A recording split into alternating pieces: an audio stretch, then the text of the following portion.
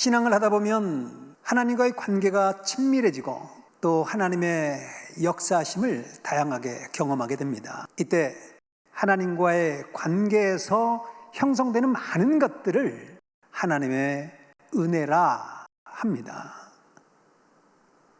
하나님이 베풀어 주시는 것, 하나님께서 우리에게 베풀어 주신 그 은혜에는 물질이나 또 재물, 또 좋은 환경과 좋은 인연을 주시는 은혜부터 시작해서 사랑과 믿음의 은혜, 생명을 보호해 주시는 은혜, 또 거처할 곳을 주시고 또 건강함의 은혜, 또 귀한 것을 얻는 등 아주 각종 은혜가 있습니다. 또 정신적인 은혜, 또 지식의 말씀을 주시는 은혜, 또 어려운 일을 해결해 주시는 은혜, 또 취직의 은혜 등 하나님은 이 수천 가지의 방법으로 우리에게 많은 은혜를 주십니다. 하나님의 은혜를 받지 않고 사는 사람이 있을까요?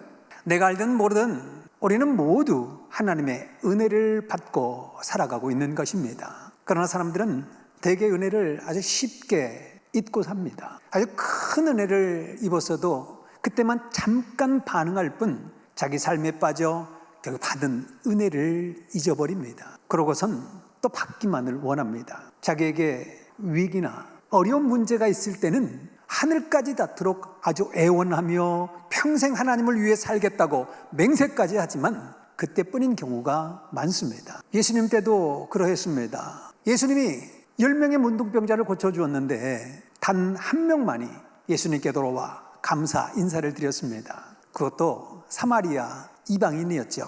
저희 정의장 목사님도 어떤 병으로 꼭 죽을 사람을 기도로 살려주신 일이 있었는데 낫기를 간절히 소망하며 자기 재산의 절반이라도 주겠다고 했던 사람이 정작 병이 낫고 난 후에는 마음이 변해서 차비 10,000원도 주지 않더라는 것입니다. 그러니까 이런 일들을 겪으면서 이제는 아주 천천히 아주 두고두고 해결해줘야 사람 마음 변하지 않겠다 하고 아주 생각하게 되었다 하셨습니다. 여러분, 사람은 왜 화장실 들어갈 때 다르고 나올 때 다르듯 받은 은혜를 잊고 변할까요?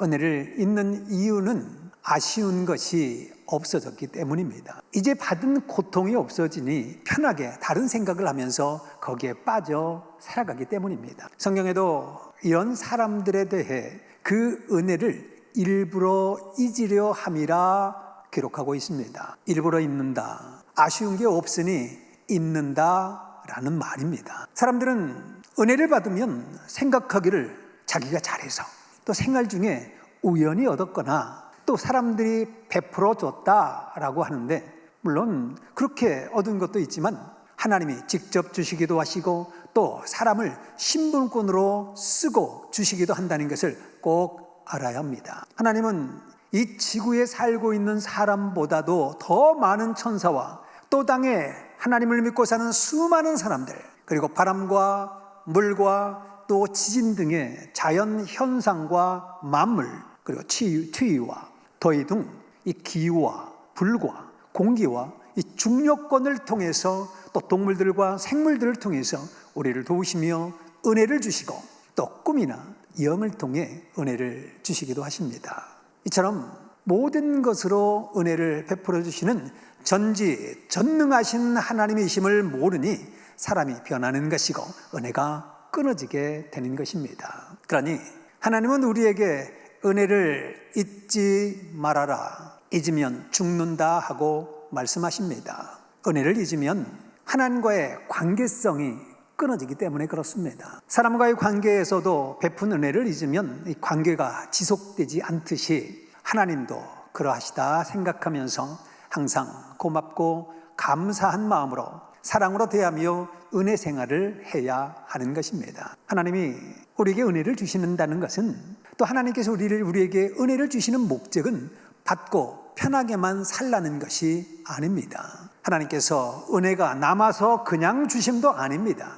은혜를 받는 자 되었으니 은혜 생활을 하며 은혜를 베풀고 유익이 있는 하나님의 사랑하는 자가 되어라 함입니다. 이 성경을 보면 야고보서 4장 6절에 이런 말씀이 있습니다. 그러나 더욱 큰 은혜를 주시나니 그러므로 일렀을 때 하나님이 교만한 자를 물리치시고 겸손한 자에게는 은혜를 주신다 하였느니라 하셨습니다. 하나님은 교만한 자에게는 거두시고 그리고 겸손한 자에게는 넘치도록 주시는 하나님이라는 말씀입니다. 은혜는 때가 되면 비나 눈이 오듯이 때를 따라 당연히 주시는 것이 아닙니다. 오직 나를 사랑하셔서 이 은혜로 말미암아 영생을 얻고 하나님과 영원히 같이 살기 위한 것이라는 것을 꼭 여러분 기억하시길 바랍니다. 성경에 하나님이 선한 아벨 자손들에게는 은혜를 베푸셨듯이 신약 때도 2000년 동안 환난, 핍박, 고통 속에서도 예수님을 통해서 구원받고 형통하게 해 주셨듯이 우리가 은혜 생활을 계속하면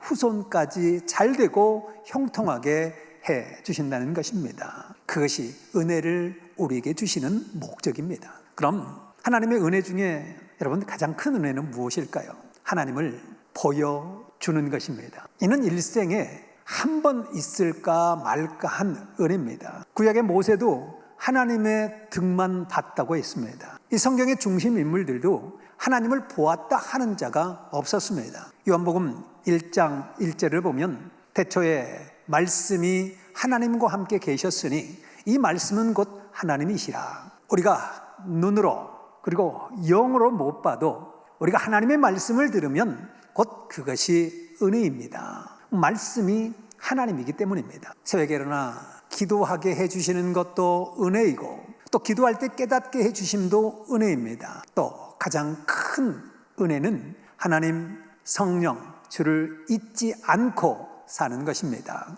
잊으면 하나님과 통할 수 없기 때문입니다. 여러분 하나님을 생각하면 성령님께서 감동으로 전해주시는 그 말씀을 마음으로 생각으로 듣게 됩니다. 감동으로 줬을 때 우리가 깨닫는다라고 하는 것 이것도 정말 큰 은혜입니다. 스쳐가는 바람 속에서도 이 하나님의 속삭임을 듣는다면 삶 속에 하나님의 은혜가 아주 차고 넘치는 인생이 될 것입니다. 하나님을 믿고 사랑하며 사는 은혜가 충만한 여러분들 되시기를 축복합니다.